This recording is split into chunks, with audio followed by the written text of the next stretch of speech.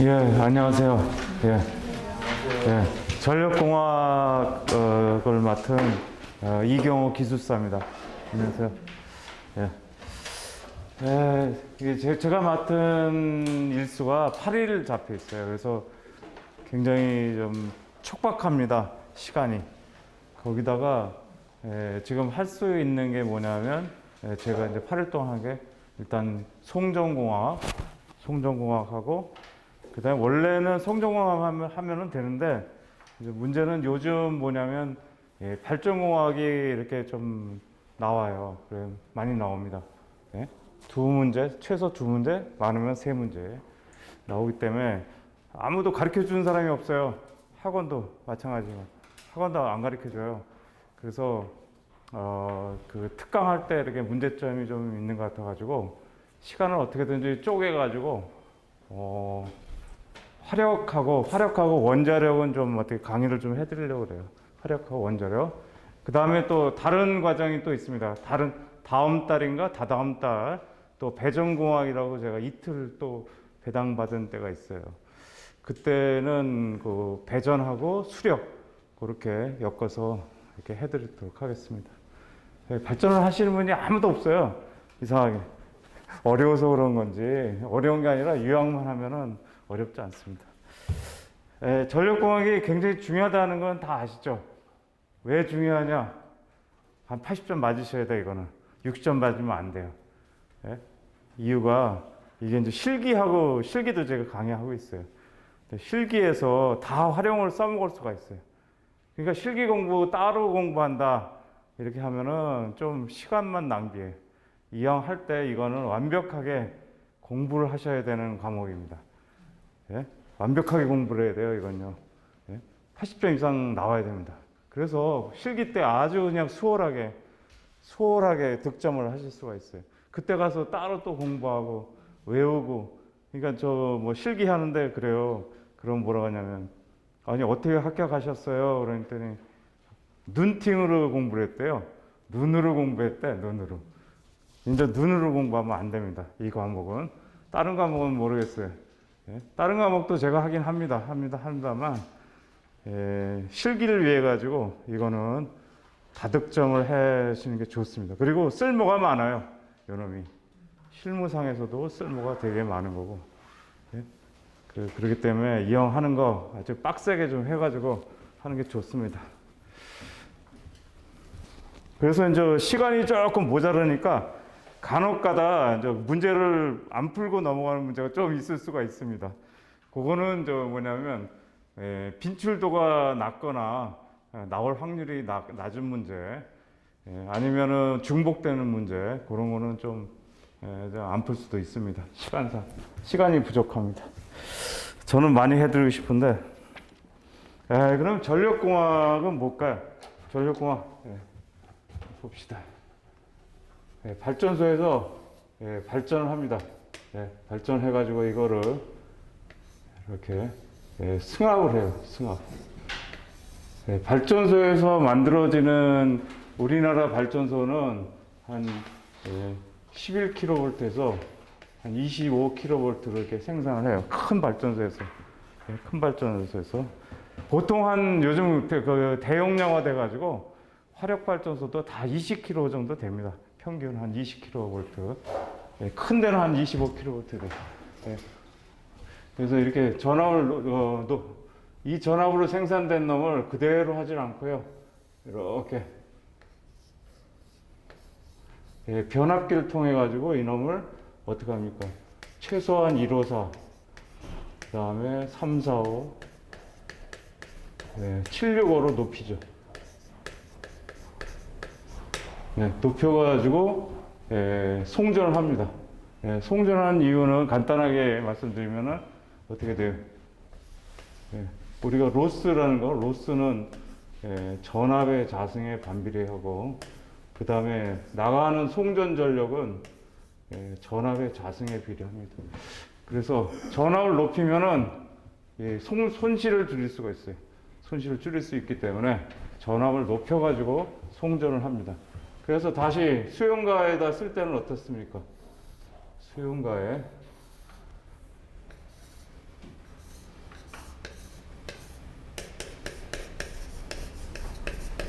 우리 아파트 수용가로 치시면 어떻게 돼요? 변전소가 있죠, 근처에. 투투나인으로 공급이 됩니다. 투투나인으로 이렇게 이때는 전압을 낮추죠. 우리가 필요한. 그래서 이제 우리가 여기서부터 여기까지는 뭐라 그래요? 여기서부터 여기까지는 발전이라고 그러죠, 발전. 그 다음에 여기서부터 여기까지는 변전소까지는 여기는 이제 송전. 여기서부터는 이제 배전이 되겠죠, 이제 배전. 그래서 이제 전력공학을 배우는 목적, 우리가 이제 무슨 공부를 하든지 목적을 알고서 시작하는 게 좋죠. 목적은 아주 단순합니다. 발전은 전력 발생이고요. 전력 발생. 그 다음에 송전은 뭡니까? 전력 전송이죠.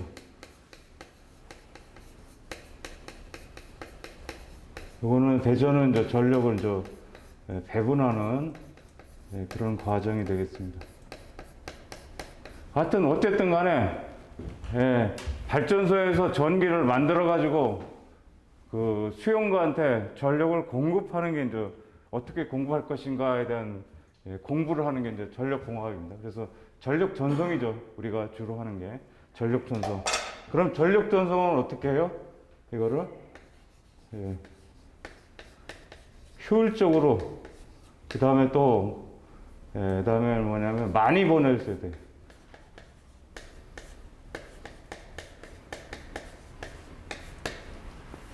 이게 이제 목적입니다. 전력공학의 목적은 효율적으로 수용가한테 전력을 많이 공급할 수 있게 어떻게 공급할 거냐, 이게 이제 그 관건이 되겠습니다. 효율적이란 말이 들어갔습니다. 효율적. 회로이론 해보셨어요? 회로이론 다 들었다고 난 가정하겠습니다. 회로이론에 가면은 최대 전력 전달 조건이라는 게 있어요. 그런 거 들어보셨죠? 예? 회로이론에 최대 전력 전달 조건, 그게 나옵니다. 근데 그것은 뭐냐면 많이 전송은 돼. 내가 최대 전송하는데 효율적이진 못합니다. 그것은 어디다 써먹는 걸까요? 공부를 했는데 그거는 전력공학이 아닙니다. 최대 전력 전송을 갖다가 배웠어요. 회로이론에. 그건 통신공학이에요. 이게 공부를 이렇게 너무 이게 조각으로 하면은 자, 이게 회로이론은 모든 걸 담고 있는데 거기에는 전자공학, 전기공학, 그 다음에 통신공학이 다 들어가 있어요. 근데 그 회로이론을 주로 만드신 분들이 그 저자들이 뭐냐면 통신공학을 다루는 사람들이 저수를 해놨습니다. 그래서 효율적이지 못해요. 최대 전력 전송이라는 것은 효율이 50%밖에 안 됩니다. 그거 틀립니다. 여기는 효율적으로 많이 보내야 됩니다. 목적이 틀리다는 거 그렇게 알아두시면 되겠습니다. 그래서 내가 뭐를 하고 있느냐, 이제 송전공학을 하도록 하겠습니다.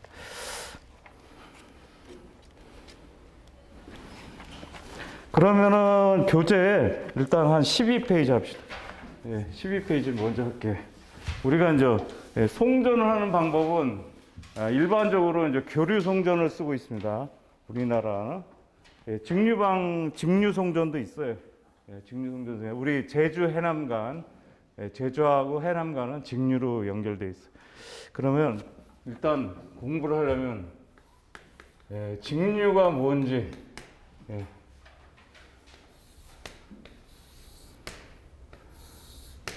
이쪽에 이제 그래프로 보면 이 상단을 플러스, 밑을 마이너스입니다. 이렇게 보시면 돼요. 우리가 이 좌표를 그리면 여기 시간이에요, 시간. 시간이 있어요. 그러면 직류의 정의를 한번 말씀드리면 이거는 시간에 따라 방향이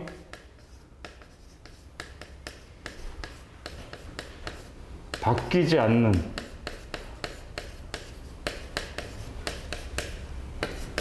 전압 또는 전류를 말합니다. 시간에 따라서 이 방향이 바뀌지 않아요. 그러니까 예를 들어서 플러스면 플러스 방향을 계속 유지를 하는 거예요. 그러니까 예를 들어가지고 이런 것도 직류입니다. 마이너스 방향을 갖다 계속 유지를 하면은 이것도 직류예요. 이것도 직류. 방향이 바뀌지 않아. 시간이 흘러도 방향이 바뀌지 않으면은 직류. 교류는 이렇게 사인파가 되면서 어떻게 돼요? 플러스, 마이너스, 플러스, 마이너스, 플러스 이런 식으로 시간에 따라 방향이 바뀝니다.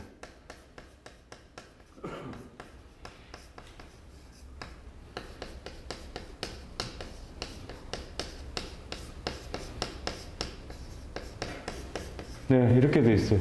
뭐 아무것도 아닌 겁니다만 다시 한번 정리해 봤고요. 그러다 보니까 이게 직류 교류 송전. 일단 우리가 쓰고 있는 거는 교류죠. 교류로 지금 송전을 하고 있어요. 교류의 그 장점은 뭘까요? 장점은 이 변압기를 이용해서 전압을 쉽게 올렸다 내렸다 할 수가 있어요. 그러니까 전압을 뭐 강압할 수, 그러니까 승합할 수도 있고 강압할 수도 있어요. 그러니까 여기서는 뭐라고 하냐면 변압이라고 그랬어요. 변압이 용이하다. 변압기를 이용해가지고 아주 쉽게 올렸다 내렸다 진짜 할 수가 있습니다. 이게 굉장히 큰 장점 중에 하나고요. 두 번째는 뭐냐면 전기 기계 유도전동기 들어갔습니까? 진동?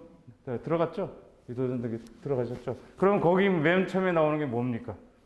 유도전동기가 왜 돌아가요? 회전자계 때문에 돌아갑니다. 회전자계. 그래서 삼상교류는 회전자계를 만들어낸다고 공부를 하셨어. 그래서 그게 굉장히 큰 메리트입니다. 회전자계를 얻을 수 있다. 회전자계. 이게 큰 메리트입니다. 회전자계를 얻을 수 있다. 그 다음에 이제 대부분의 기기들이 교류 전동기 교류로 이게 이루어졌다 보니까 어떤 일관성 있게 운영을 할 수 있는 장점이 좀 있을 수 있겠습니다. 그래서 하여튼 그때 그 중에서는 이 두 가지가 큰 장점이에요. 회전자계하고 변압이 유리하다. 그 다음에 직류는 뭐가 장점이 있겠습니까? 보시면은 교류의 시료치는 요게 시료치는 직류하고의 크기하고 같다 그랬습니다. 이게 이제 요거를 직류를 표현하면 빨간 선이 되는 거예요. 이게 뭡니까? 이 크기를 표현한 게 시료치죠. 시료치라는 것은 직류의 크기하고 똑같은 거예요. 그럼 이거하고 이 크기, 이 피크치하고 비교하면은 우리가 절연을 할 때는 피크치로다가 하기 때문에 어떻습니까? 절연이 굉장히 유리하죠. 절연이 굉장히 유리합니다. 절연에 어느 정도 유리하냐? 크기가 루트 1배밖에 안 돼. 그러니까 이게 시료치는 피크치의 루트 2분의 1이기 때문에 절연을 이만큼 줄일 수 있다는 것은 코스트가 절연이 대부분이에요. 초과하고. 그래서 이게 큰 장점입니다. 절연을 루트 2배로 낮출 수 있다. 엄청 유리하죠. 그 다음에 또 뭐가 있습니까? 역률이 1이니까 역률이 1이니까 뭐예요? 효율이 좋죠. 효율이 역률이니까 뭐 얘기할 필요도 없고. 그 다음에 리액탄스도 없어요. 리액탄스가 없어.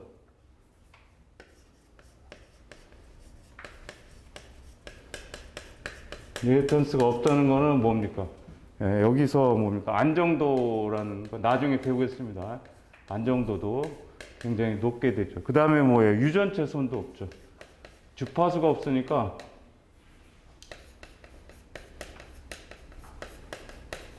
손이 없다. 네, 주파수가 없어요.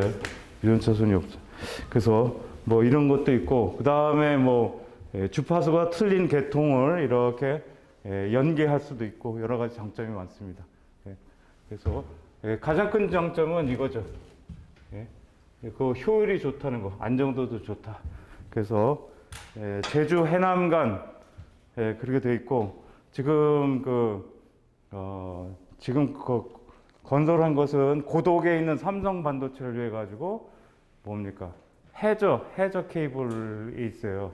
그래서 당진 고독간 거기도 HVDC가 지금 건설됐습니다. 그 다음에 추후로는 어디예요? 저쪽 울진서부터 가평까지 지금 건설하고 있어요. 지금 울진에서 가평까지 직류 송전을 지금 하고 있습니다. 이게 직류의 메리트가 좀 많이 있어요. 직류의 메리트가 전력전자가 발달하면서. 그래서 이제 과거 저도 요거 한 10년 전에 그 배전, 송전이 아니고 이게 조그만 이런 직류 배전, 그거를 좀 연구해 본 적이 있습니다. 직류 배전 쪽으로. 이게 굉장히 이런 그 하우스라든지 빌딩에도 할 수는 있어요. 할 수는 있습니다. 직류 쪽에. 그런 관심이 있으시면 하시면 되겠습니다. 그래서 이렇게 한번 정리를 해드렸고요. 그래서 직류와 교류가 있다. 그 다음에는 이제 여기서부터 여기까지 이제 보내려면 뭘로 보냅니까? 이게 우리가 이렇게 하남에서 이렇게 강원도에서 오는 거 쫙 보입니다. 저쪽에 보면 뭐냐면 철탑이 쫙 있어요. 철탑이. 이 위대 신도시가 보면은 주로 옆에 그 강원도에서 넘어온 철탑들을 볼 수 있어요. 그럼 다 철탑이에요. 여기서부터 여기까지 철탑으로 쭉 해서 연결을 하겠죠. 그래서 여기서 오는 방법은 두 가지죠. 오는 방법은 가공 전설로. 그 다음에 도심지 같은 데는 저런 거 철탑이 세워지면은 큰 민원이 일어납니다. 요즘 저거 세웠다가는 아파트 옆에 있는 데서 민원 들어가죠. 그래서 어떻게 지중 전선로가 있죠. 그 중에서 이제 가공 전선로를 한번 설명을 드리겠습니다. 그러니까 뭐 이거는 뭐 저 위에 있는 철탑에 있는 전선이에요. 가공 전선로라는 것은 철탑에 있는 전선을 생각하는. 그러면 바깥에 있으니까 절연은 필요 없고, 그러니까 나도체입니다. 그냥 그야말로 그냥 나도체라고 생각하시면 돼요. 그냥 나도체, 나도체다. 그래서 가공 전선로.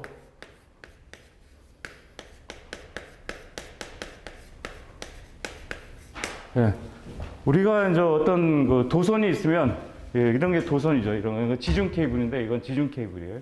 이런 도선이 있으면은 어떻게 돼요? 저항이 있죠. 기본적으로 우리가 저항이 있습니다. 저항은 이렇게 표시. 로우. 고유 저항이라고 그러죠. 길이에 비례하고 단면적에 반비례한다. 전선내. 그래서 이거를 고유 저항. 이건 길이죠. 길이. 면적. 그래서 이제 우리가 쓰고 있는 고유 저항은 58분의 1이라고 합니다. 이게 연동선을 기준으로 한 거예요. 그러니까 이놈을 100% 전기가 흐를 수 있다고 가정하면, 이걸 100%로 기준하면, 이거는 연이라는 것은 부드러운 동이 있고요. 딱딱한 동이 있어요. 하드한 경동선이라고 합니다. 딱딱한 동은 로우가 55분의 1이에요. 그래서 97%, 3%가 적고요. 우리가 알루미늄 같은 경우에는 35분의 1이죠. 35분의 1. 이거는 알루미늄 선. 이거는 얼마가 되겠어요? 61%네요. 이렇게 되겠습니다. 근데 문제는 그 철탑에 있는 전선을 구리가 제일 알루미늄에 비해서는 저렇게 적어도 40% 정도는 더 전기를 많이 흐릅니다. 그러면은 동으로 하면 좋은데 돈값이 엄청 비싸요. 지금 우크라이나 사태 해가지고 원자재 값이 모든 게 올랐습니다. 그래서 큰일입니다, 지금. 모든 게 올랐어요. 이 전쟁이 빨리 끝나야 됩니다, 지금.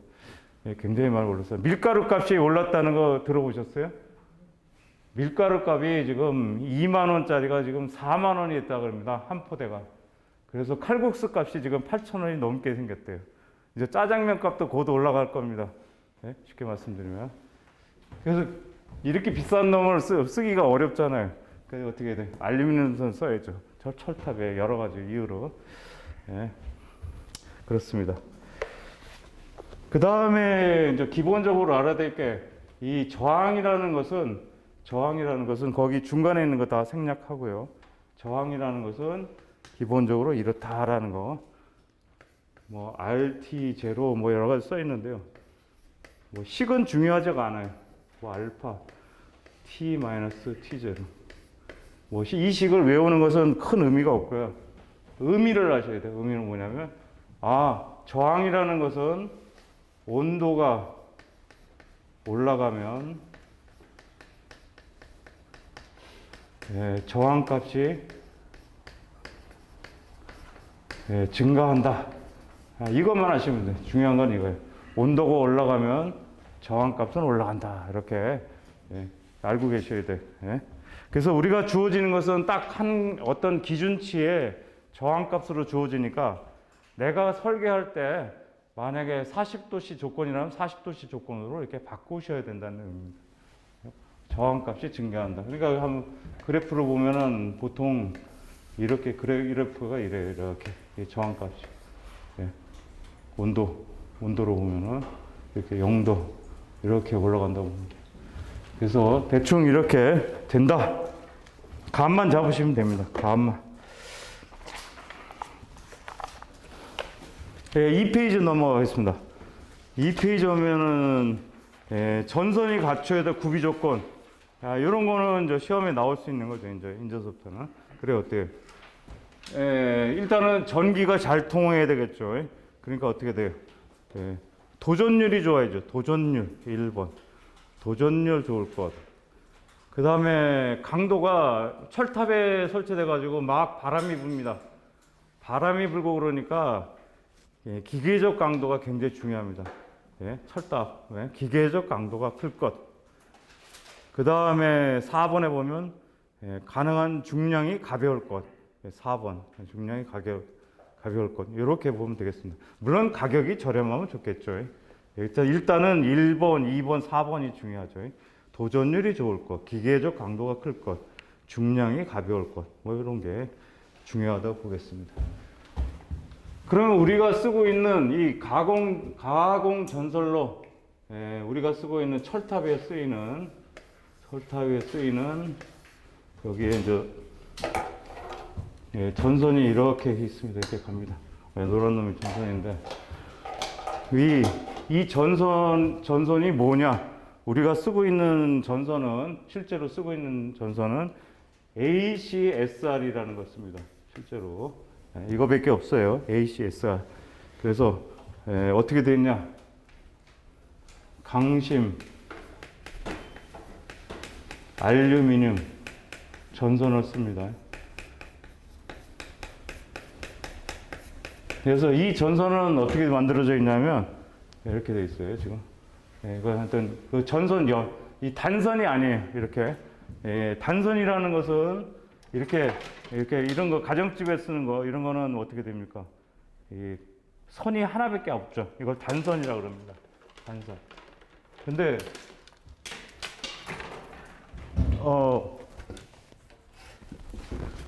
저런 여기에 쓰이는 것은 연선이에요. 연선이라는 건 뭐예요? 이렇게 작은 놈이 여러 개 그냥 막 이렇게 있는 걸 말합니다. 그래서 연선을 써요. 연선. 연선은 어떻게 만들어져? 하나 작은 걸 보면요. 가운데 하나 들어가고 그 다음에 두 번째 6개가 들어가요. 하나, 둘, 셋, 넷, 다섯, 여섯 이렇게 6개가 들어갑니다. 그 다음에 두 번째는 12개가 들어가야 돼. 셋, 넷, 다섯, 여섯, 하나, 둘, 셋, 넷, 다섯, 여섯. 그래서 이렇게 자꾸 동그라미 돼. 첫 번째는 6개, 요 두 번째는 12개 이런 식으로 들어갑니다. 그러면은 이 층수라는 게 있어요. 층수. 예, 층수는 가운데 걸 재현한 거예요. 중심선 제외해가지고.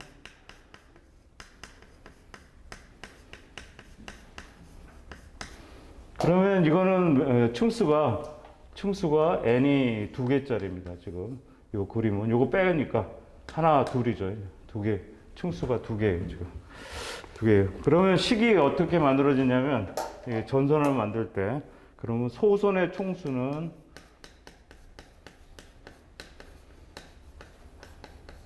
n은 식이 그렇게 만들어 3n 플러스 n 플러스 1 플러스 1 이렇게. 층수를 알아야 돼요. 층수를 집어넣으면 여기서는 2층이니까 소선의 총수는 n은 어떻게 될 거예요? 3 곱하기 2 곱하기 3 플러스 1.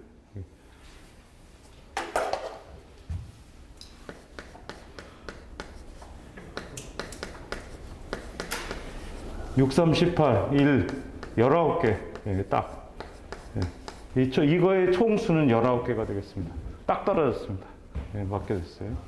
그 다음에는 뭐냐면, 연선의 바깥지름.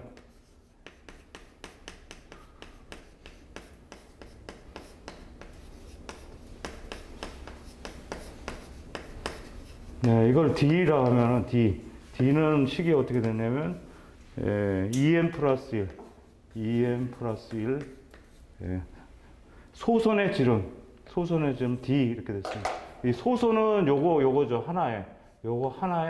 하나의 지름을 스몰 d라고 하고 여기서부터 여기까지 이거를 라지 D, 대문자 D 이렇게 됐어요. 그러면 2층이니까 2층에다가 소선을 곱하면 되겠죠.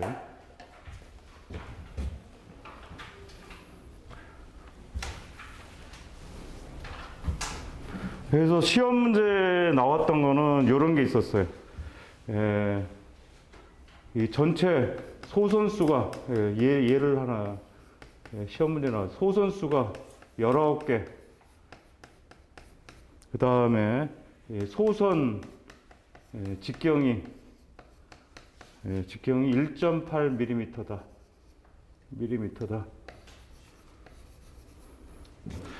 그럴 때, 이 D 값을 구하라. 이렇게 시험 문제가 나왔습니다. 그러면 여기서는 층수를 먼저 구해야 돼. 그러면 어떻게 19 이코로 이거죠. 3 n 플러스 1 플러스 1 이걸 풀면은 이제 여기서 n이 2가 나오겠죠. n이 2를 구했습니다. 그러면 D 값은 D 이코로 2 곱하기 1 5배네요. 2 곱하기 2에 1에다가 1.8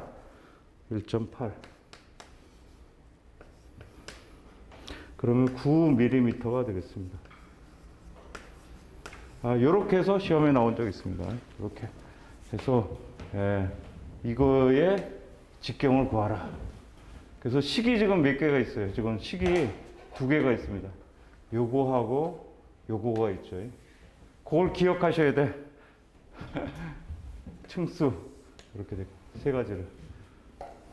이걸 왜 기억하라 그러냐면 이걸 또 실기시험에 냈어요.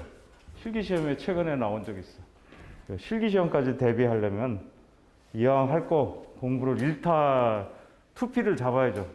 이왕 공부할 거 공부하시면 일단 이거를 공식을 외우셔야 됩니다. 이렇게. 연선을 사용하기 때문에 그렇습니다. 그 다음에는 이제 거기 뭐 중량 그건 필요 없고요. 중량 필요 없어요. 예, 켈빈의 법칙 하겠습니다. 켈빈의 법칙. 예, 그냥 넘어가는 것은 별로 중요하다가 없기 때문에 예, 넘어가는 겁니다. 켈빈의 법칙은 뭐냐면 그냥 이것만 외우시면 끝이에요. 사실은 문제는 가장 경제적인 굵기 결정 그것만 아시면 돼. 복잡한 식은 필요 없습니다. 식은 하나도 필요 없다. 식은 하나도 필요 없다. 시험 문제 기사 시험에서는. 그래서 켈빈의 법칙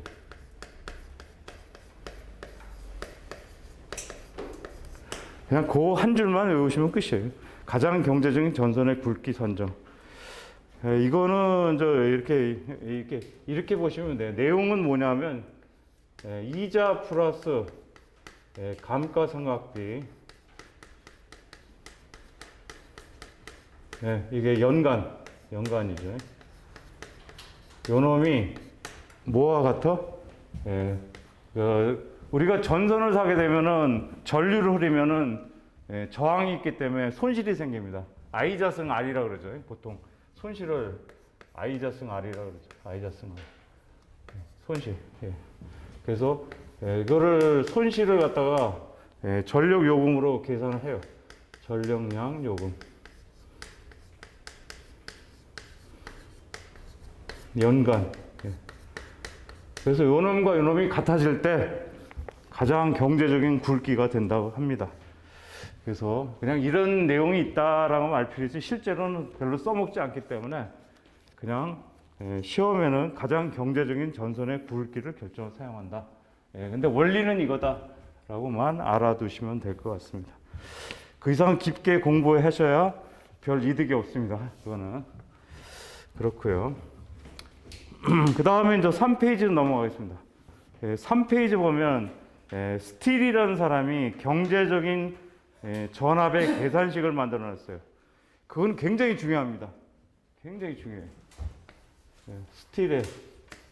스틸이라는 사람의 경제적인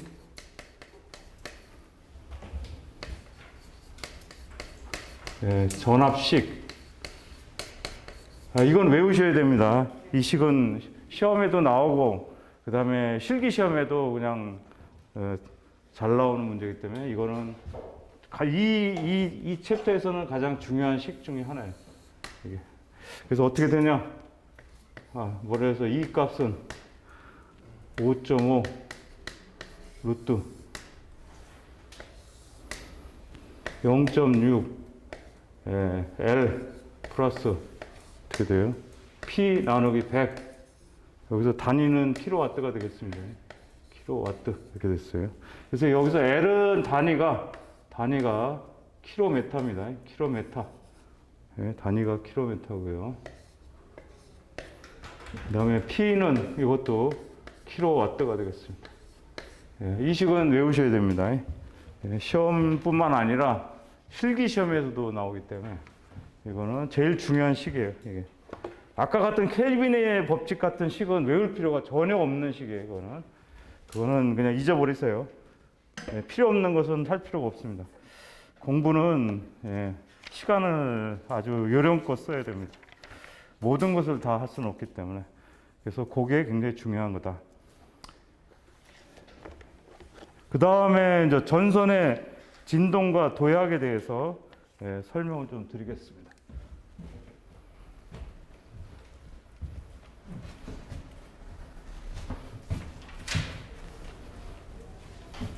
이제 우리가 이제 송전선로는 가공선로는 다 철탑을 이용하기 때문에 철탑을 생각하셔야 돼요.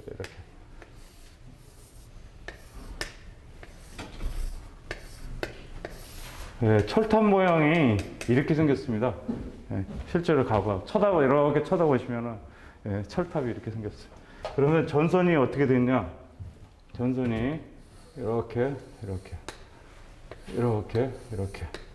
그다음에 이렇게. 노란 게 전선이죠.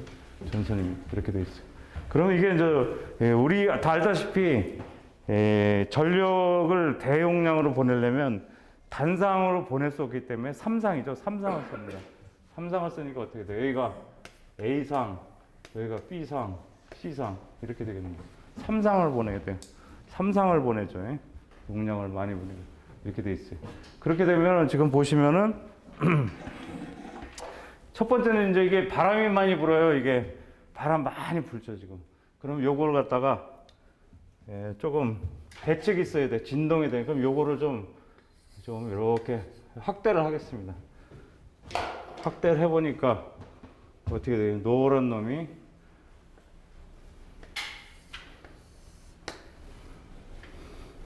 그 옆에 뭐가 달렸냐면 이렇게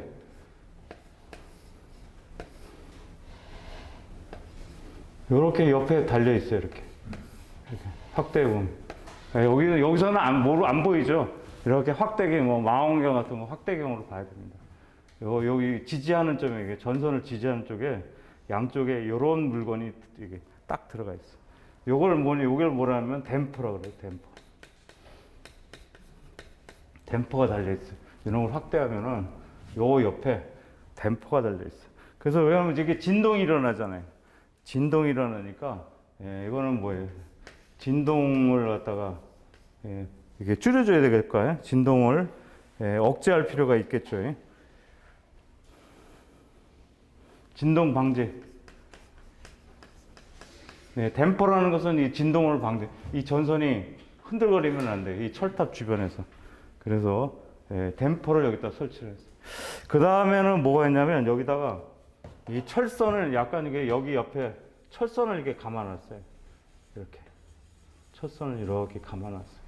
요 빨간 놈을 뭐라고 하면요. 아머로드란 말을 써요. 아머로드. 영어로는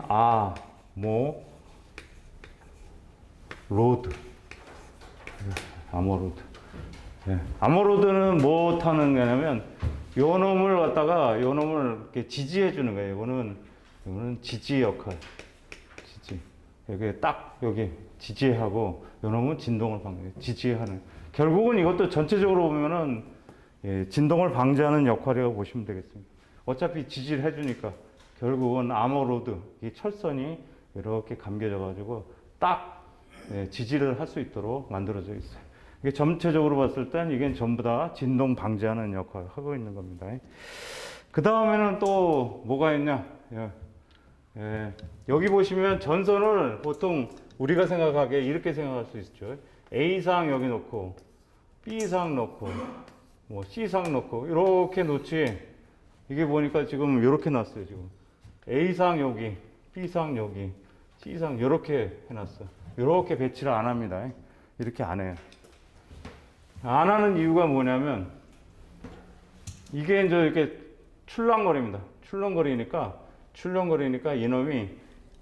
이놈의 전선이 여기 이제 뭐 눈 같은 게 있다가 눈이 딱 떨어지면 이게 튕겨 나가요. 그럼 튕겨 나갈 때 이 B상하고 이게 합선이 되면은 큰일 나겠죠.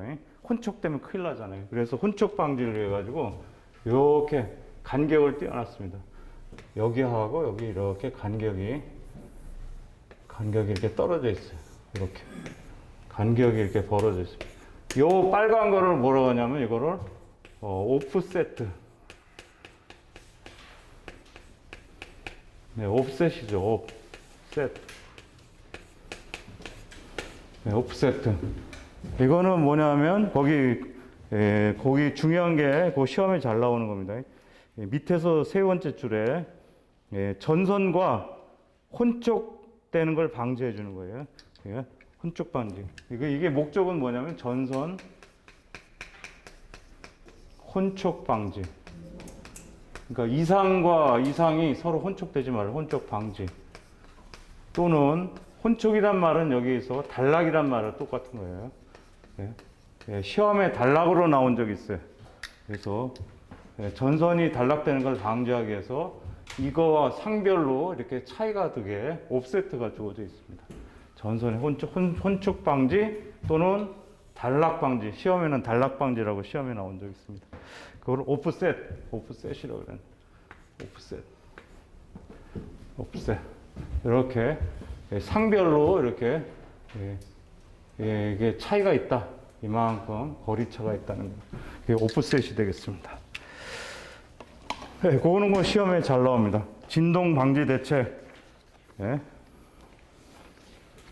예, 참고로 거기 보면 5번에 예, 기억본에 보면 예, 강심 알루미늄 연선이 경동 연선보다 진동이 많이 발생한다 이렇게 써 있어요.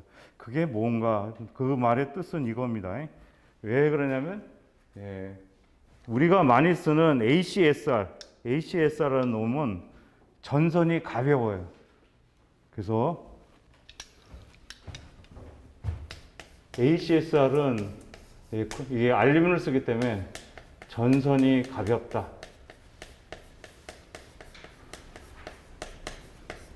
그래서 어떻게 돼요? 전선이 가벼우면 좋은 건 아니에요. 진동이 경동선에 비해서는 많이 발생된다.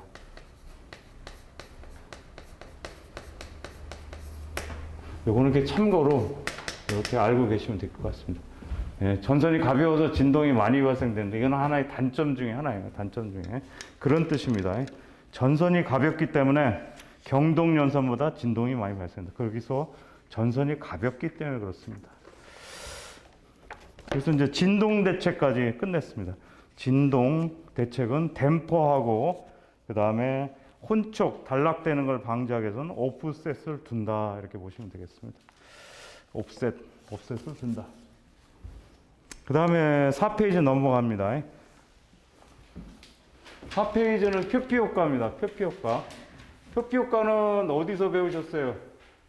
예, 전자기학 시간에 배우셨죠.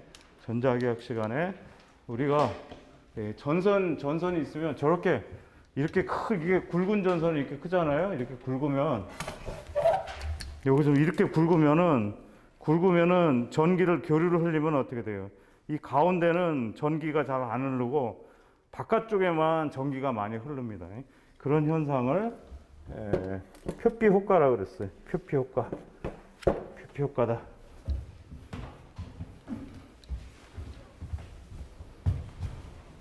이렇게 전선이 있으면 이 바깥쪽에만 이렇게 바깥쪽에 전기가 많이 흐르는 현상이 되겠습니다. 그래서 표피 효과는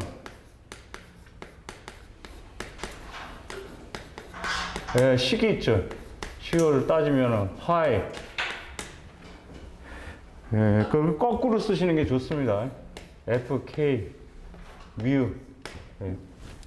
표피 효과하고 이거 효과의 깊이보다는 이렇게 쓰시는 게 좋다는 얘기입니다. 이렇게 이해하시는 게. 그러면 표피 효과라는 것은 어떻게 되냐? 식이 주파수. 그 다음에 요거는 도전율이에요. 도전율. 그 다음에 요거는 투자율. 이렇게 되죠. 그래서 결국은 뭐예요? 표피 효과는 주파수, 도전율, 투자율에 비례한다. 그런 뜻입니다. 이 말의 뜻은. 표피 효과는 주파수, 도전율, 투자율에 비례한다. 이렇게 알아두시면 되겠습니다. 그게 핵심이죠.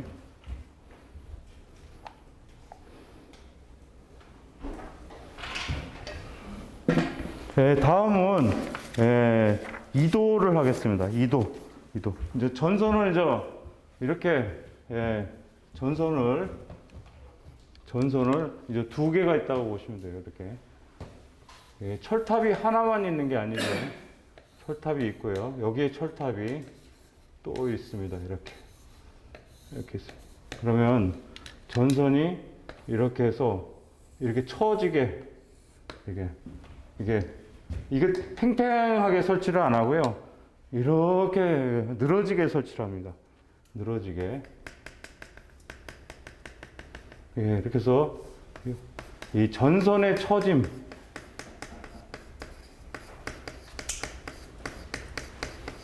처짐을 2도라고 합니다. 2도. 전선의 처짐. 그래서 이거 D라고 써요. D.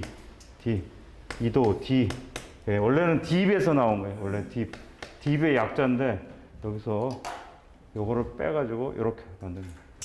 전선의 처짐 이렇게 팽팽하게 가설 안 하고 이렇게 아마 보시면은 이렇게 처져 있어요. 처짐. 그걸 이도를 한다. 이도, 딥. 이도, 전선의 처짐. 그래서 그 공식이 중요한데, 공식을 한번 보면 D 값은 어떻게 구하느냐? 보니까 전선의 무게가 있어요. 이 전선의 무게 W. 그 다음에 여기서부터 여기까지의 거리가 있습니다. 여기서부터 여기, 이건 직선 거리죠. 직선 거리를 S. 그거는 S의 자승에 비례한다. 그 다음에는 8T. T가 값이 뭐냐면 수평장력이에요. 수평장력이니까 이거는 여기서 봤을 때는 여기서 어떤 장력이 존재한다는 겁니다. 힘이 존재한다는 이 수평장력. 근데 여기서 시험이 그대로 나오질 않고 이렇게 나와요. T 값을 그대로 주어지질 않아요. T 값은 어떻게 구해야 되냐면 수평장력은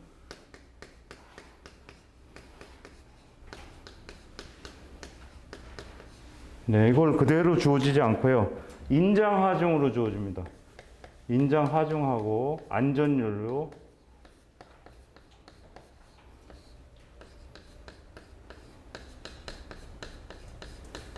그래서 요거를 꼭 아셔야 돼. 이도로 구하려면 인장하중을 안전율로 나눠줘야 돼. 그 옆에 잘 나와 있습니다. 수평장력을 구하려면 인장하중을, 이거 시험에는 이거대로 안 주어지고 이게 두니까 인장하중을 안전율로 나눠주셔야 된다는 거예요. 그래서 여기서부터 그러면은 이 노란 선에 그러면 요 노란 선의 실제 길이는 어떻게 되냐? 길이. 전선의 길이. 이게 노란 선이죠. 노란 선의 길이는 이렇게 표현이 돼요. 경간 플러스 공식이 어렵습니다. 8D 자승, 8D 자승, 그 다음에 3S, S 이렇게 돼 있어요. 그래서 그러면은 전선의 길이를 구하려고 그러면 딥을 구하지 않으면 구할 수가 없어요. 딥을 구해야 돼. 그러니까 결론적으로 말하면 이 두 식을, 이 식과 이 두 식을 암기를 해야 된다는 얘기입니다. 이 식을 암기를 해야 된다. 이거는 시험에 잘 나옵니다. 시험이 잘 나옵니다. 그래서 올해 1회차에 이도를 구하는 게 시험에 나왔었습니다. 그대로. 이것만 알면 풀 수 있어요. 이 공식만 알면 풀 수 있는 문제입니다. 그래서 요거와 요거는 암기를 해야 돼요. 이도에 대해서, 이도는 선선의 실제 길이, 그 다음에 이도, 요거는 이도죠, 이도. 요거 두 개씩은 암기를 해야 됩니다. 그 다음에 뭐 3번, 4번, 5번, 6번, 7번 이런 거는 머리 아픈데 그건 안 해도 되고요. 저는 과감하게 표기를 합니다. 그 다음에 전선의 평균 높이 몇 번입니까? 8번. 요거는 아셔야 됩니다. 전선의 표기 높이는 어떻게 되냐? H는 H라는 것은 그러니까 이 밑바닥에서 여기까지의 높이예요. 이게 H예요. H. 그럼 여기가 되겠죠. 여기의 높이는 H는 그러니까 평균입니다. 평균을 말하는 거예요. 이게 왔다 갔다 하니까 평균치를 얘기하는 거예요. 그래서 3분의 2의 딥을 갖다가 빼준 것 같다. 그래서 이 식도 알아하셔야 됩니다. 이 식도 가끔 가다 시험에 나옵니다. 전선의 평균 높이는 지지점의 높이 빼기 2도의 3분의 1을 빼주면 된다. 그래서 실질적으로는 전선의 2도는 1번, 2번, 8번을 외우시면 되는 겁니다. 나머지 거는 할 필요가 없어요. 나머지는 그건 외울 수도 없고 시간도 없습니다. 그 많은 식을 어떻게 외워요. 그것만 하시면 되겠습니다. 좀 10분간 쉬었다가 또 계속 한 다음에 문제를 풀도록 하겠습니다.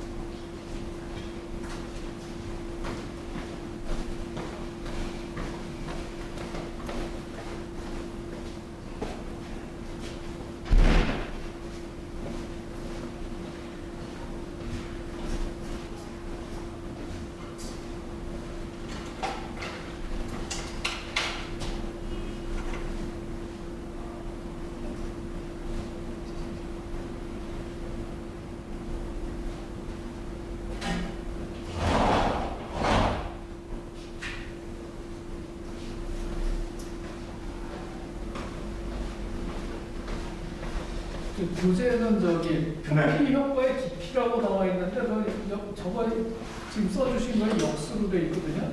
그건 네. 깊이는 무슨 의미인가요? 깊이요? 네. 그러니까 그거는 지금 그 효과 전선이 흐르는 거 있죠. 요 같이 전선에서 깊이. 그러니까 고기가 전기가 많이 흐른다는 뜻이에요. 그 부분이. 그래서 여기서는 표피 효과를 묻는 문제이기 때문에 그 공식을 쓰지 말고 표피 효과는 이거다라는 거죠. 그거는 여기 두께가 어느 정도 전류가 흐르느냐를 다. 전선 안으로 어느 정도 깊이까지 흐르느냐. 네, 전선이 여기까지 전기가 많이 끈다 그런 뜻이에요. 그래서 그런 거는 애매모호한 그런 거는 저는 되게 싫어하는. 그러니까 깊이 뭐지? 괜히 그 쓸데없는 공부를 왜 합니까? 저것만 알면 되는데 왜 거꾸로 된 식으로 해서 사람을 혼납시키냐 이거죠. 네, 배울 게 많은데. 그래서 그런 거 되게 싫어해요. 제가 교재 만들 때는 그런 거 안 하죠. 그러니까 차라리 저렇게 탁 써버려요. 제 교재는 저렇게. 시험 문제는 이렇게만 나오기 때문에 표피 효과는 뭐에 비례한다. 네. 그래서 쓸데없는 공부하는 건 난 제일 싫어하는 사람 중에 하나입니다. 쓸데없는 공부하지 말자. 그러니까 이거 보니까 해당해서 좀.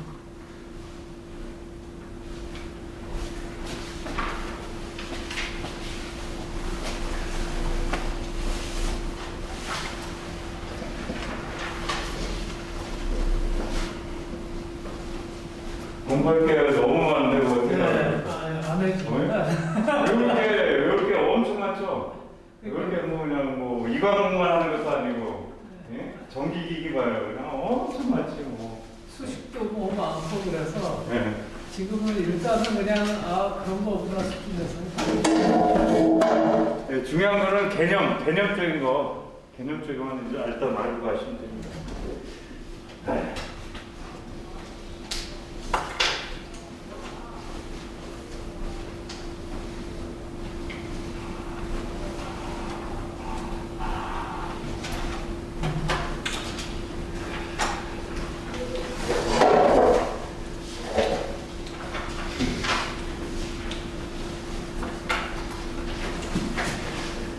나중에 이렇게 습관적으로 외워지고 막 이러면 그 다음에 정말 기술사까지 할 만은 하겠어요 보니까.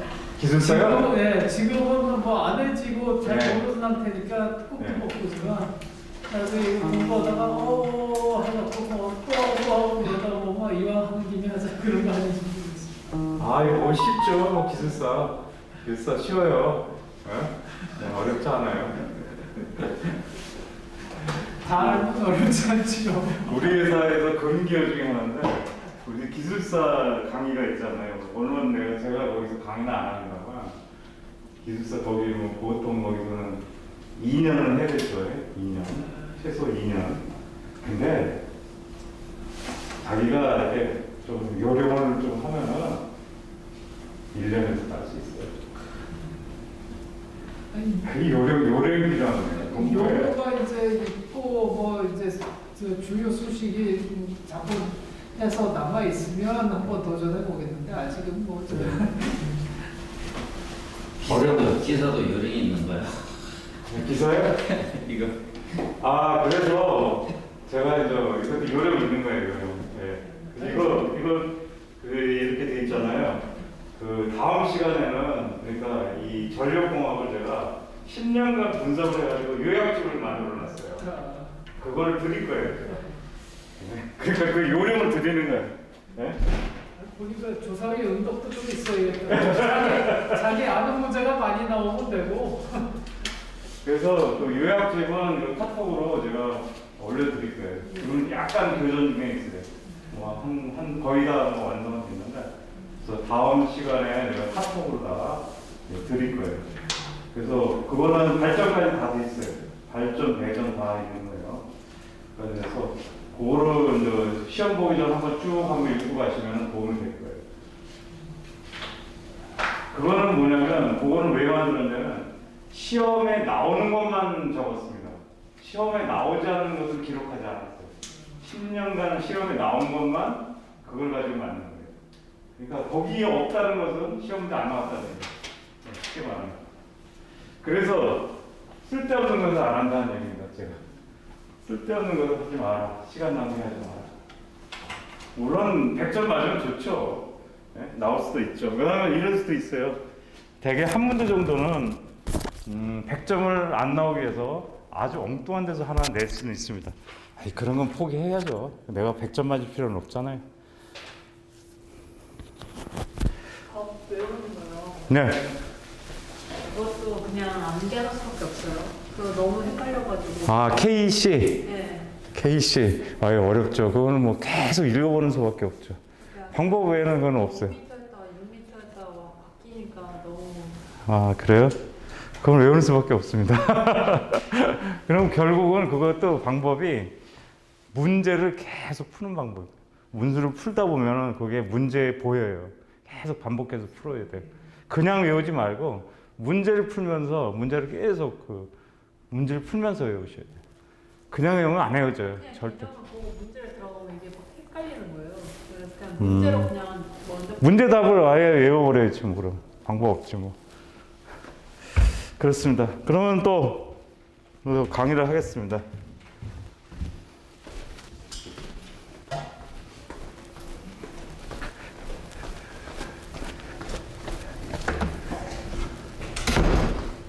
문제는 공부할 시간이 많으신 분, 우리 결혼하셨죠? 예, 결혼하셨으니까 그 시간 많잖아요. 애들 좀 컸고, 그러면 이런 분은 기술사 딸 확률이 굉장히 높은 거예요. 시간이 문제입니다, 시간이. 근데 남자들은 뭐냐면요, 직장 생활도 해야 되고, 그 다음에 어떻게 됩니까? 와서 피곤한데 또 공부하고 하려니까 따기가 힘든 거예요. 결론적으로 능력이 없어서 못 따는 거 아니에요. 시간이 없어요. 네. 시간이 널널하신 분은 따기가 좋습니다. 널널하신 분은 따기가 아주 좋다. 어렵지 않다. 또 일단 기사부터 따고 봅시다. 일단 네, 다음은 전선의 하중이 있어요. 하중은 이거는 뭐냐? 이렇게 보시면 돼. 이거 뭐 복잡하게.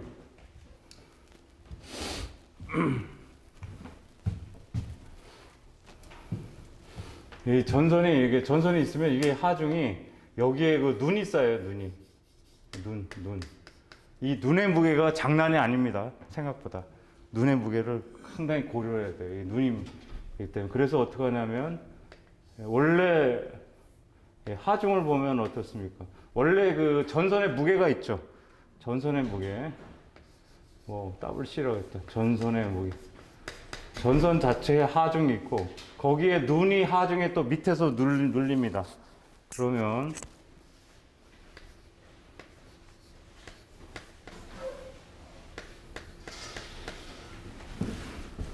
여기는 뭐라고 그러냐? 빙설이라고 그러네. 빙설.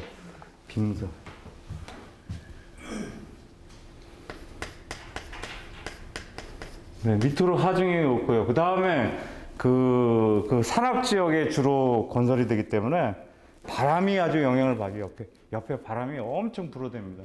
그럼 어떻게 옆으로 다 하중을 받죠? 그러면은 풍압이 있죠. 풍압. W 이거는 뭐라고 해놨나? W네.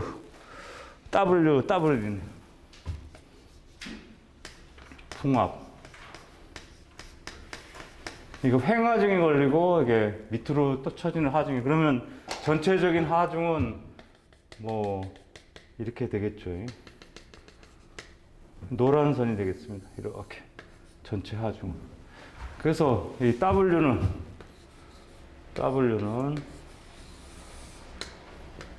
전선의 하중 플러스 빙설의 하중 자승 플러스 풍압 하중이죠. W.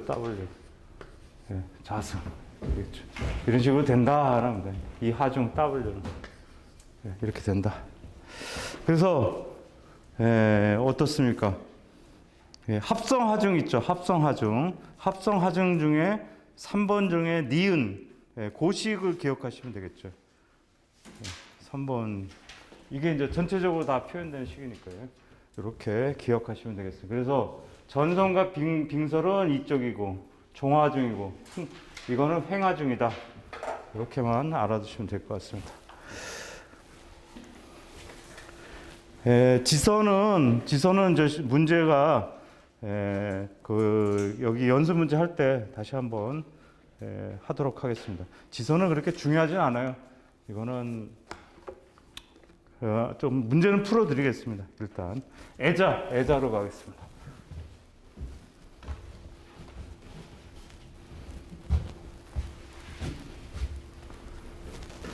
굳이 좀 이렇게 마음에 걸린다 그러면 6페이지에 보면 그 풍화파중이 있어요. 풍화파중 보면 1번에 보면 빙설이 적은 지방은 WW는 PD 값이다. 그 다음에 빙설이 많은 지방은 P 곱하기 D 플러스 10이다. 그거 기억만 해두시면 될 것 같습니다. 근데 요거는 20년 동안 한 번 나왔어요. 한 번 나왔어.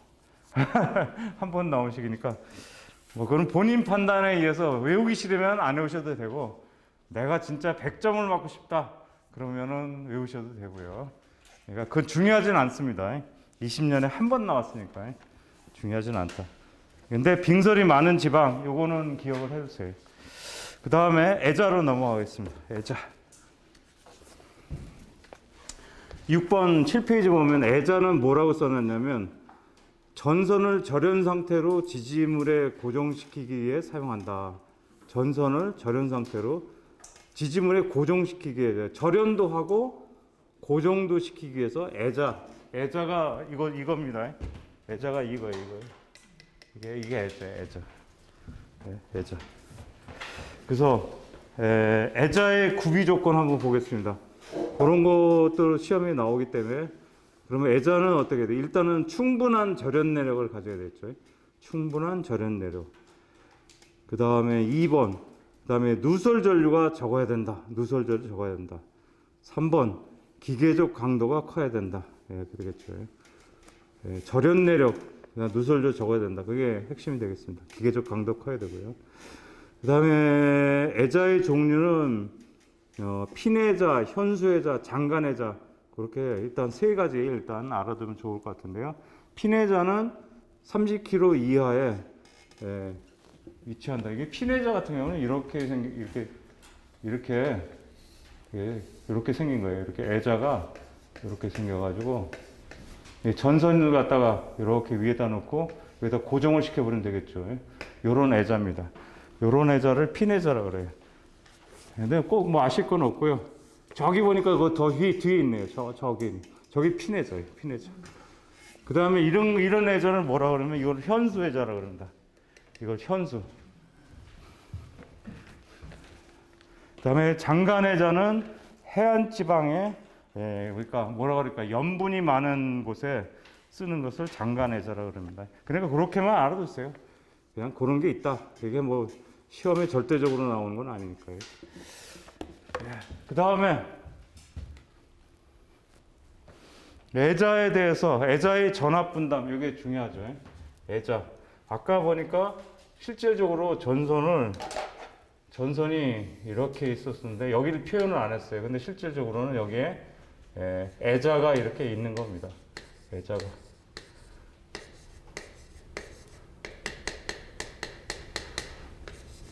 이렇게 매달려 있는 거예요. 이게 철탑이고요.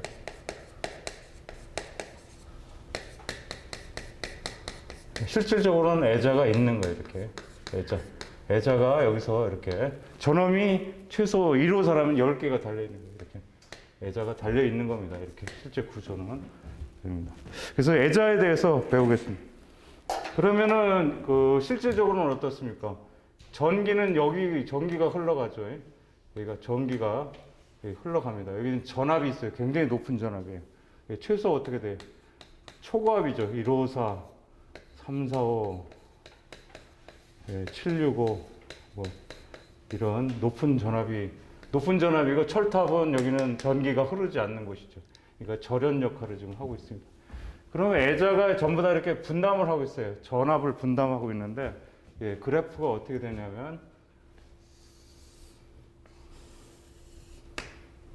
여기가 이제 5%라고 합시다.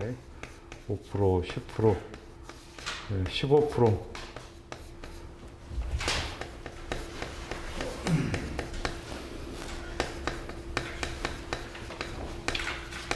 그다음에 여기서부터 번호를 매길게요. 여기서부터 1번, 2번, 3번, 4번, 5번, 6번, 7번, 8번, 9번, 10번 10개가 있다고 가정합시다.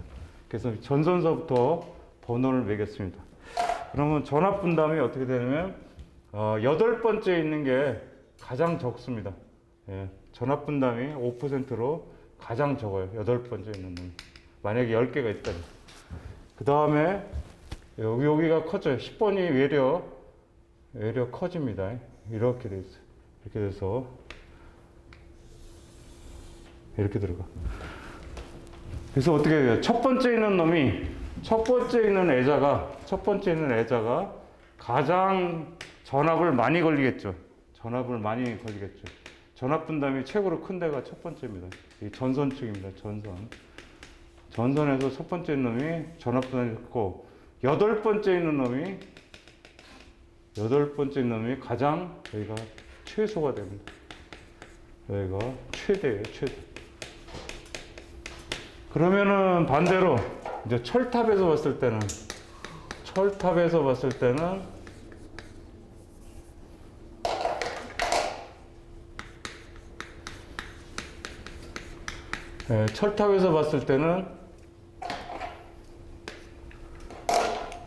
1, 2, 3 이렇게 되죠. 여기서는 세 번째. 전선에서 봤을 때는 8번째. 이렇게 됩니다. 그때가 최소가 되고 최대는 전선이 1번 첫 번째 있는 전선이 되겠죠. 최대의 전압이 걸린다. 그래서 시험 문제는 그런 거가 나와요. 거기 보시면 전선에서 가장 가까운 애자가 가장 높은 전압을 분담하고 1년의 애자가 10개인 경우 부담이 가장 적은 애자는 전선에서 8번째, 그 다음에 철탑에서는 3번째이다. 그게 시험에 나온다는 겁니다. 그래서 전선에서는 8번째, 여기가 아닙니다. 8번째. 여기가 아니고 여기.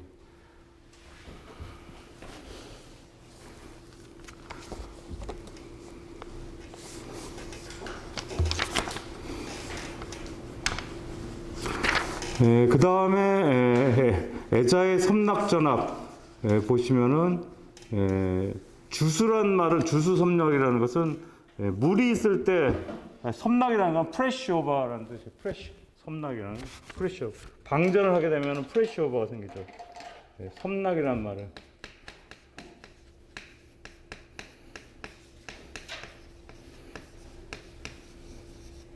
프레시 오버. 주수란 말은 물이 있을 때 프레시 오버가 잘 일어나겠죠. 그래서 50kV에서 방전이 일어난다는 얘기입니다. 건조 시에는 80kV, 충격은 125, 유중은 140도 이렇게 된다. 이렇게 하면 일단 알아두고 넘어가겠습니다. 그 다음에 중요한 게 뭐냐면 중요라고 써놨죠.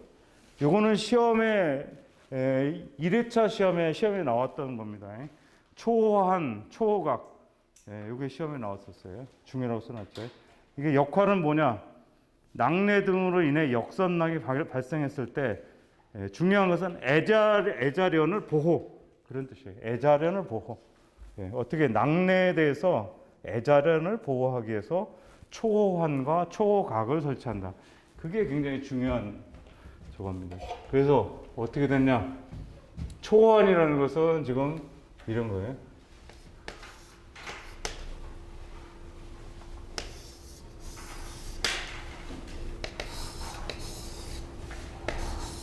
두 가지 타입이 있어요. 여기가 애자가 이렇게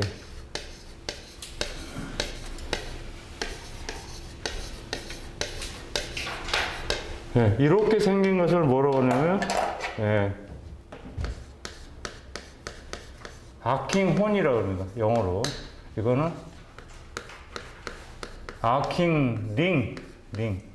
여기에 링. 여기에 아킹혼. 이건 뿔각자고요. 이거는 원형이라고 해요. 그래서 어떻게 하냐면 이놈을 일본 사람들이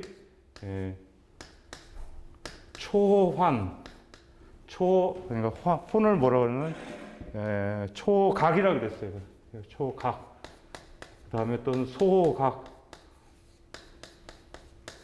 이거는 환영처럼 되겠다. 원형으로 되어 있다. 그래서 초환. 그 다음에 소호, 환. 이렇게. 영어로는 이렇게 부르고요. 일본 사람들이 이렇게 번역을 했어요.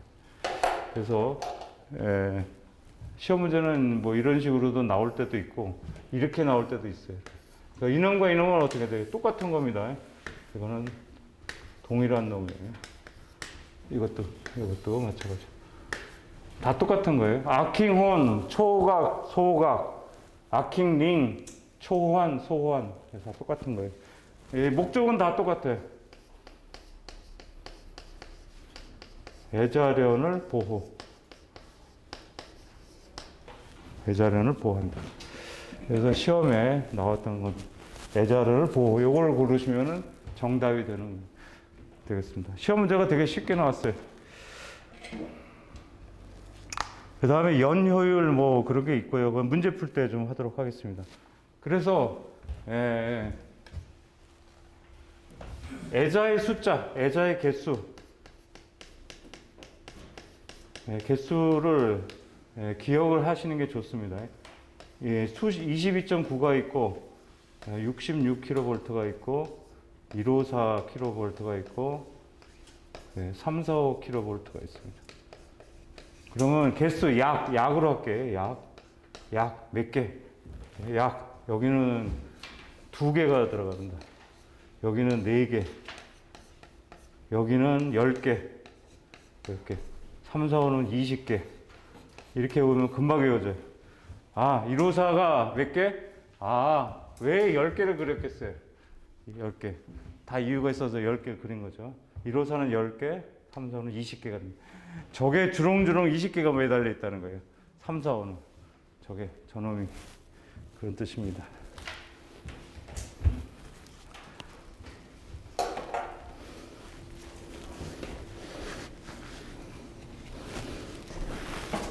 그러면 이론을 이렇게 간단하게 알아봤고요. 나머지 안 한 거는 완전히 안 한다는 게 아니고 문제를 풀면서 이렇게 같이 하도록 하겠습니다. 문제를 풀면서 같이 또 해보도록 하겠습니다. 13페이지 가겠습니다. 13페이지 1번.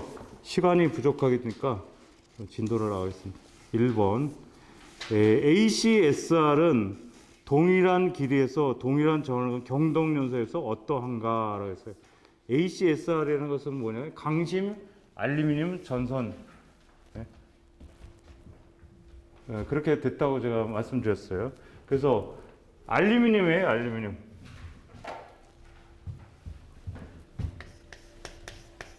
그 다음에 여기는 경동선이 있다고 봅시다. 경동선이 있다고 합시다. 그러면 어떻게 되냐? 일단 비중을 한번 보시면 무게를 한번 보세요. 여기가 1이라면 여기가 가벼워요. 0.8입니다.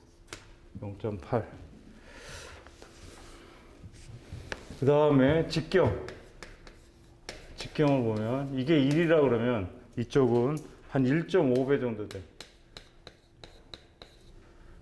그 다음에 또 기계적 강도.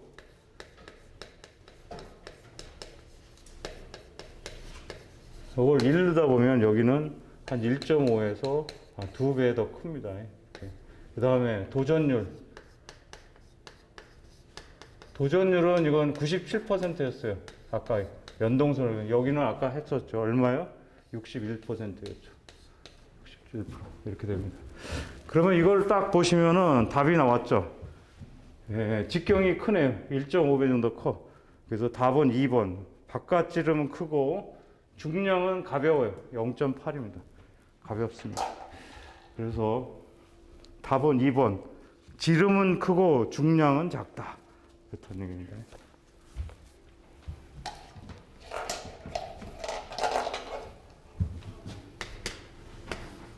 2번 보면은 켈빈의 법칙을 이용한 거나 마찬가지인데 전압이 높아지면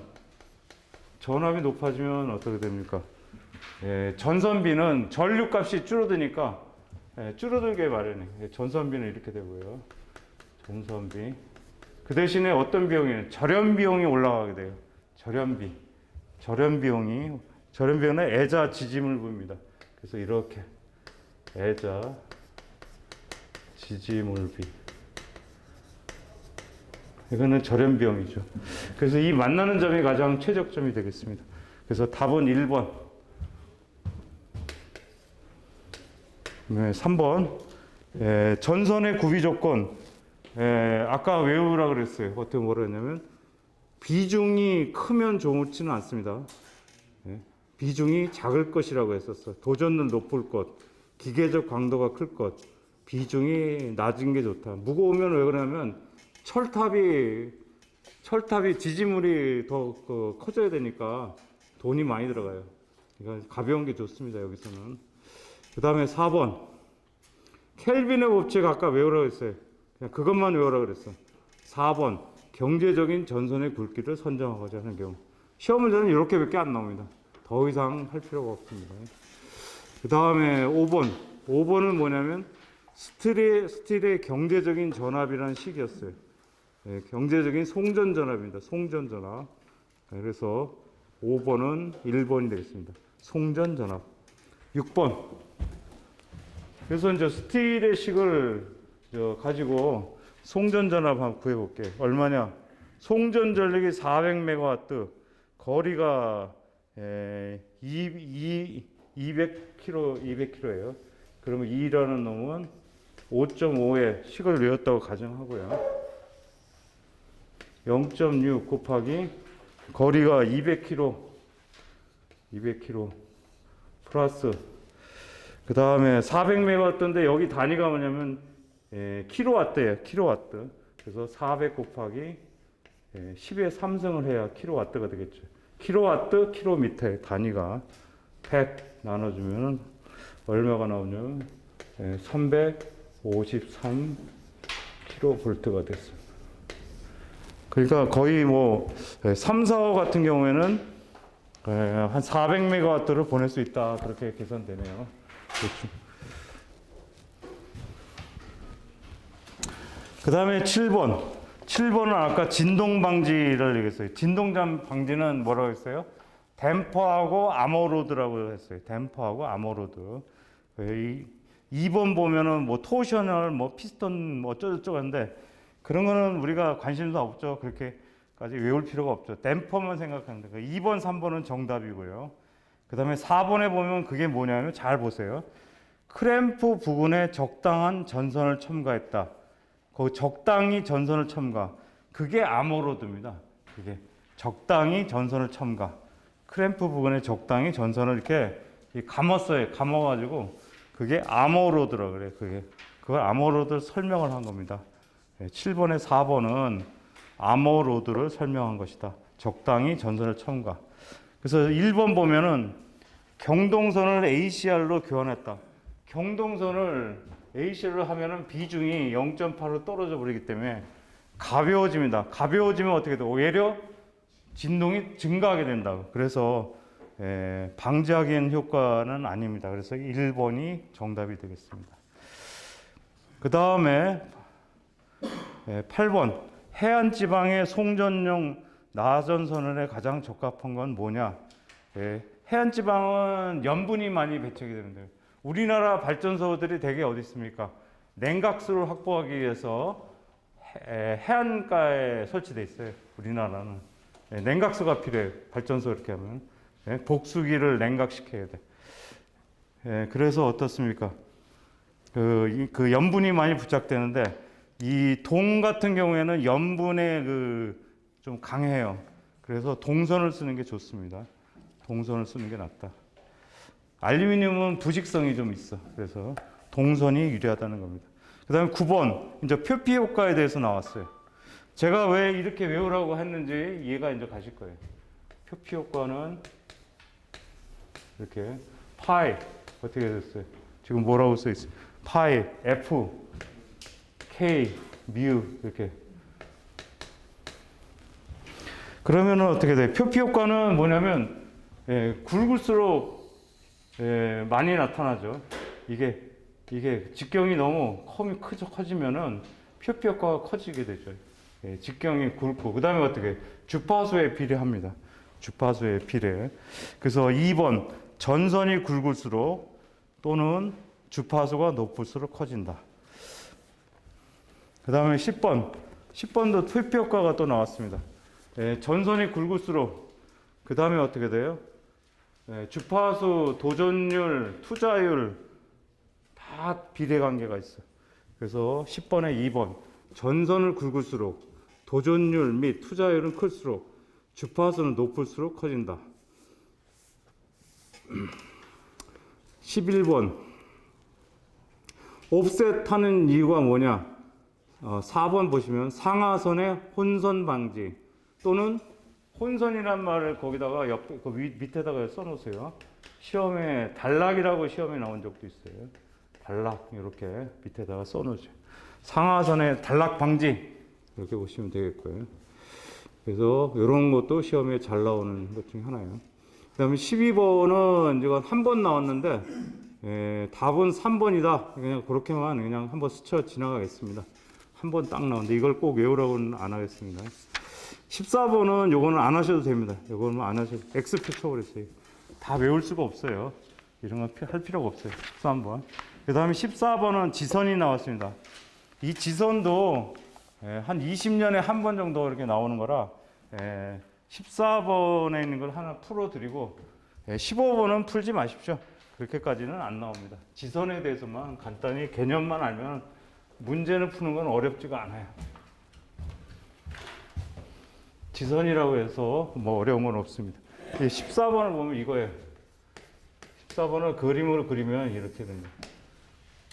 전주가 있어요. 이렇게 전주. 우리 전봇대죠.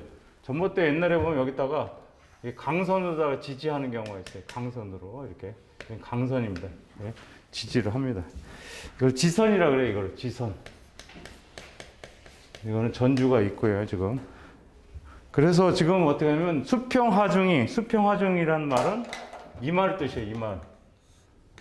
여기가 T0는 이게 수평하중.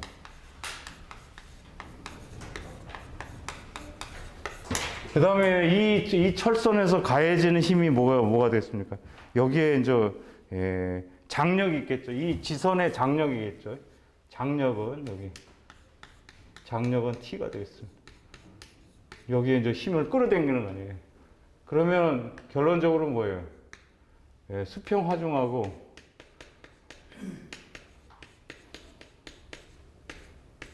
이꼬로 장력이 같아야 되겠죠. 수평 장력이죠. 결론은 이거죠.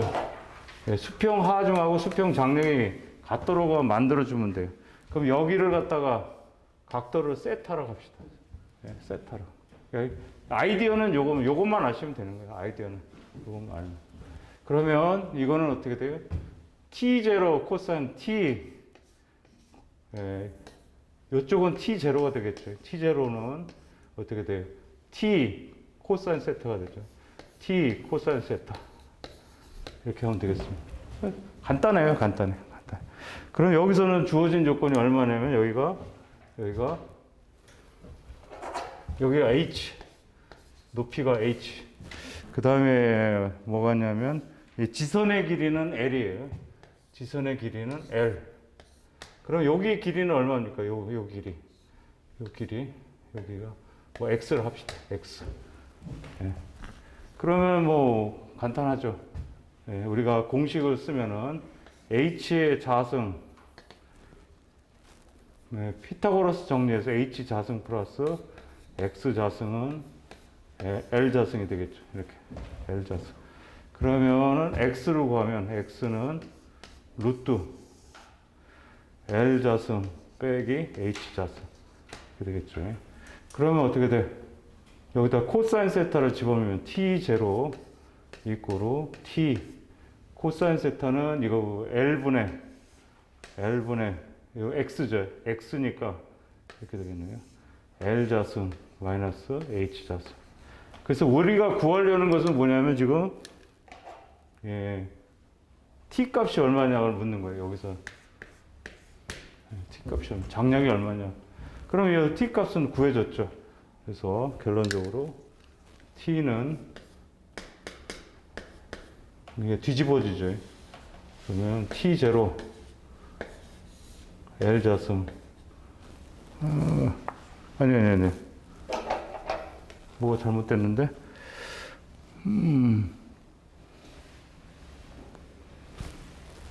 다 끝났는데 뭐가 잘못됐나요? 예? 이게 틀렸나요? 반대로 뒤집어져. 그게 틀렸네.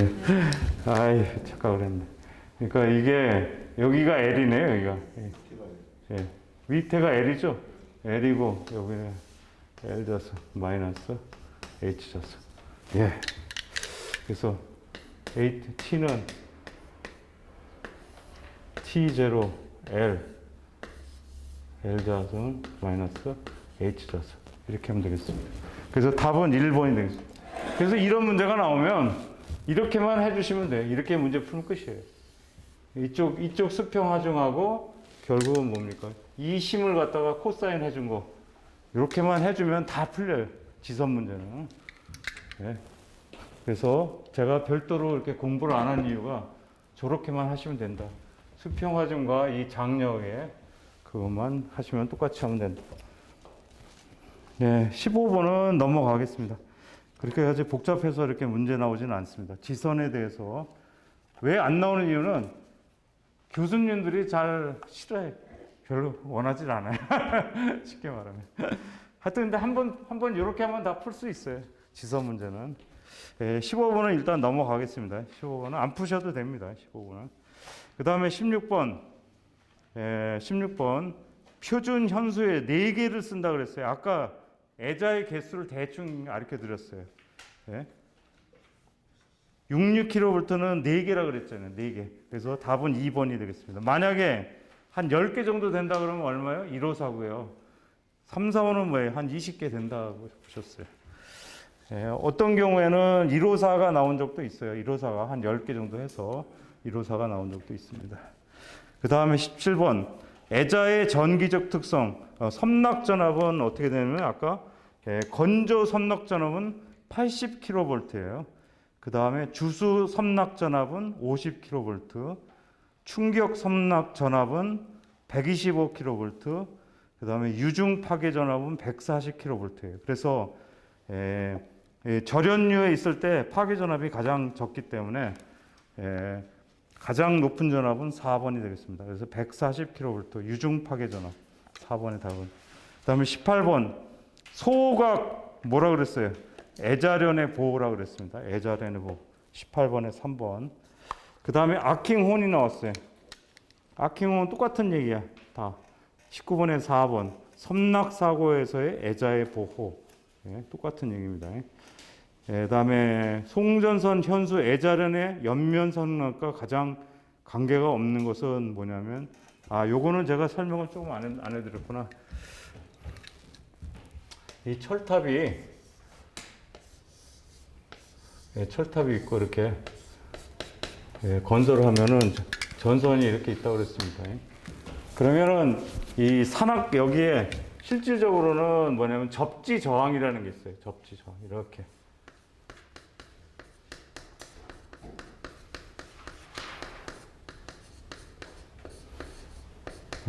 접지를 합니다. 그러면 접지에 저항이 있어요.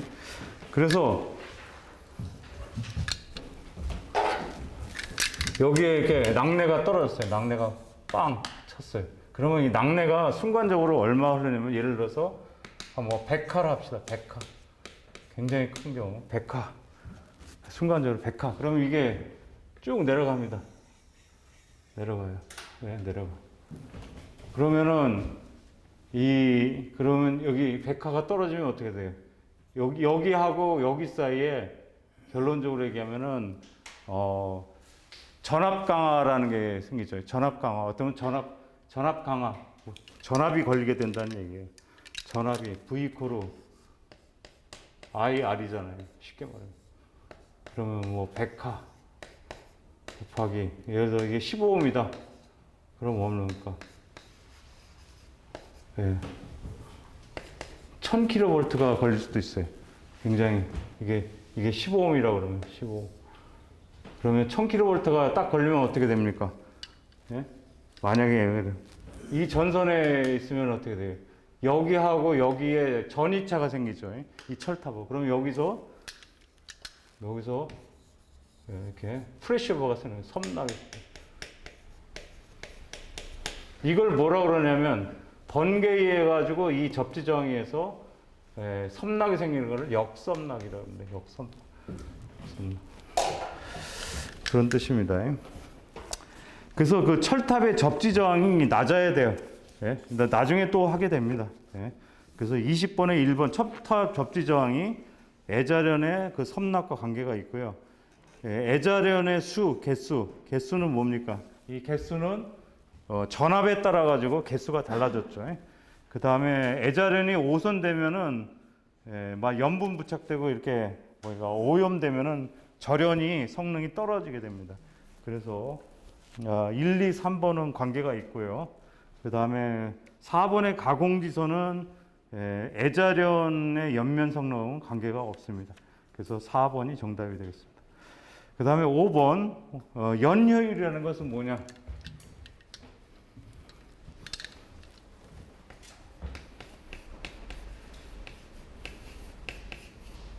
연효율은 애자 한 개가 견딜 수 있는 한 개가 견딜 수 있는 전압이 있어요. 이 애자 한 개. 근데 이게 여러 개를 답니다. 지금 10개, 20개 달잖아요. 이렇게. 그래서 이거를 N개에 달았어요. 애자 한 개에 어떤 견딜 수 있는 전압이 있어요. 견딜 수 있는 전압. 애자 한 개의 섬납 전압이에요. 번개 N개를 한 것에 이 전체를 다 했을 때, 전체를 했을 때는 이게 효율이 100%가 되질 않아요. 그거보다는 낮게 나온다는 얘기입니다. 전체를 다 한 거.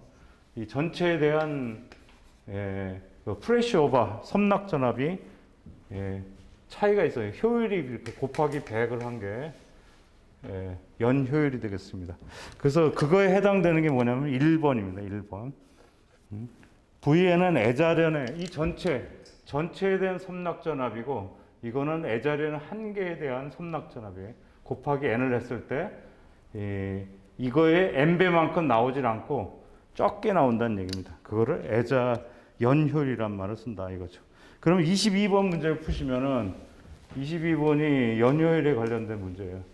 연효율은 얼마가 되냐면 지금 애자련의 건조 섬납 전압은 590이다. 590. 그 다음에 한 개에 대한 섬납 전압은 80이에요. 80. 그게 몇 개가 있어? 10개가 있어. 곱하기 10개. 어렵진 않습니다, 식이. 그럼 요걸 계산하니까 얼마가 나오냐면 0.74가 나옵니다. 이거는 프로체즈가 아니네. 0.74. 이렇게 해서 답이 22번에 3번이 되겠습니다. 그 다음 23번 애자련 중 전압 부담이 최소인 것은 여기서는 뭐냐면 뭡니까? 여기서의 최선의 답을 구하는 겁니다. 여기서는 반드시 최소가 되는 건 아니에요. 여기서는 어떻게 했어요? 여기서 보면은 3분의 1이 있다고 여기 아까 그림은 어떻게 됐었냐면 그림은 원래 여기 8번째가 있었어. 여기다 보니까 이렇게 됐었어요. 8번째인데 3분의 1 지점이라면 여기니까 여기 하나 있고요. 그 다음에 철탑에 가까운 쪽 여기가 있고요. 그 다음에 전선에 가까운 쪽 여기가 있고요. 그 다음에 뭐 소리 때 접지는 관계없어요. 그러면 여기서는 최선의 답이 어디입니까? 여기네. 최선의 답은 이거네. 1번이 되겠습니다. 그 다음에 가공송전에서 가장 예전 전압 부담이 최대인 것은 여기죠. 여기. 전선이죠. 전선. 여기가 최대라 그랬어요. 여기가 최대. 전선에서 가장 가까운 것. 그 다음에 25번. 아까 10개가 있었을 때 전압 부담이 가장 적은 것은 네, 전선에서는 8번째고 네, 철탑에서 봤을 때는 어떻게 돼요? 철탑에서는 3번째입니다. 철탑에서는 네, 3번째. 그래서 25번 같은 게 시험에 잘 나올 수 있는 문제예요. 그래서 철탑에서 3번째. 철탑에서 3번째. 전선에서는 8번째, 철탑에서는 3번째. 그래서 답은 2번이 되겠습니다. 26번 애자가 갖춰야 될 구비 조건. 2번에 보면은 뭐냐면 충분한 기계적 강도를 갖춰야 된다. 그게 맞고요. 1번에 보면 습기를 잘 흡수하면 안 되죠. 흡수하면은 절연 저항이 자꾸 커지기 때문에 안 좋아집니다. 그 다음에 누설 전류가 3번 같은 게 적어야 되는데 많아야 된다 그랬어요. 그 다음에 4번 같은 경우에는 이상 절연 내력이 커야 되죠. 작아야 된다고 틀렸습니다. 그래서 기계적 강도를 갖춰야 된다. 2번이 정답이 되겠습니다. 27번 애자의 특성이 나빠지는 원인이 아닌 것은 여기서는 답은 2번인데 보겠어요. 1번 열팽창이 있으면 나빠지겠죠. 그 다음에 3번 누설전류가 있으면은 나빠지고요. 그 다음에 이게 이제 연결할 때 이게 뭔가 시멘트가 들어간다 그럽니다. 저는 잘 모르는데 일단 시멘트가 들어간대요. 그래서 그 시멘트가 팽창하면은 애자 특성이 나빠진다 그럽니다. 유도장애하고는 아무런 관계가 없습니다. 전선 간의 유도장애는 애자하고는 관련이 없어요. 그래서 27번에 2번. 그 다음에 28번. 탑각 접지 저항이 커지면 어떤 문제가 이겁니다. 이게 이제 그 탑각 접지 저항입니다. 이게 탑각 그 탑각이란 말이 더 들어죠. 탑의 각이라 그랬나 봐요. 이게 다 일본 말인데. 그래서 이게 되면은 아까 역섬락이 생긴다 그랬어요.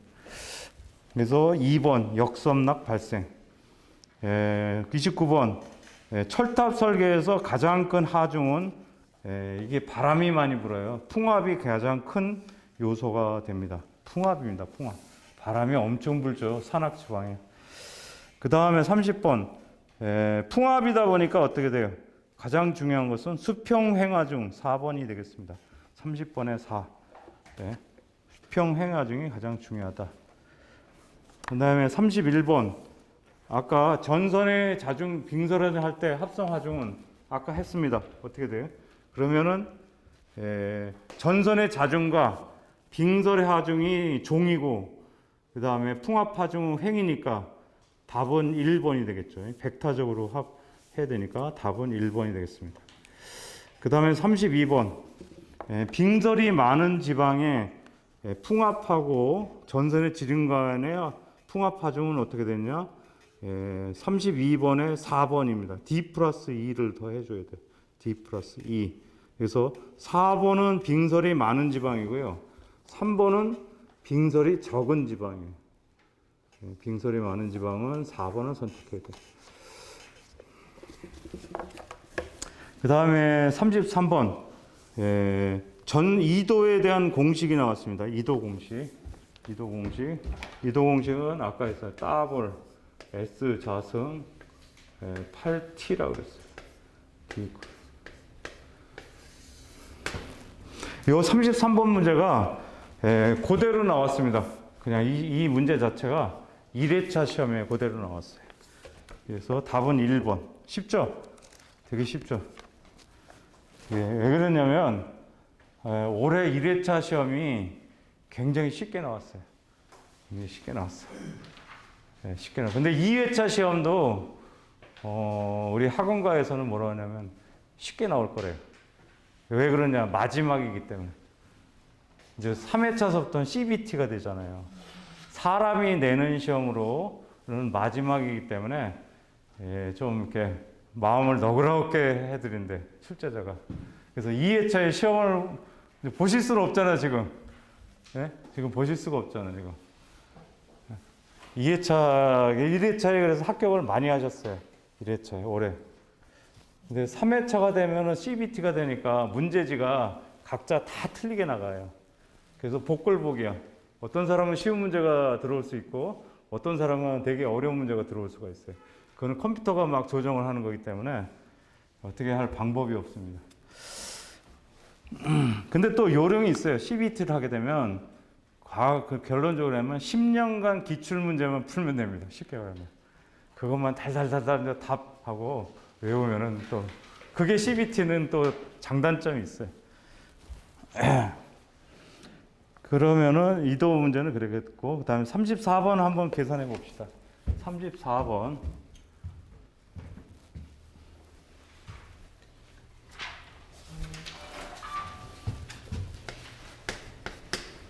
네, 그 계산하니까 여기서는 뭐냐면 인장하중하고 안전율로 주어진다고 제가 그랬어요. D 값은 어떻게 돼요?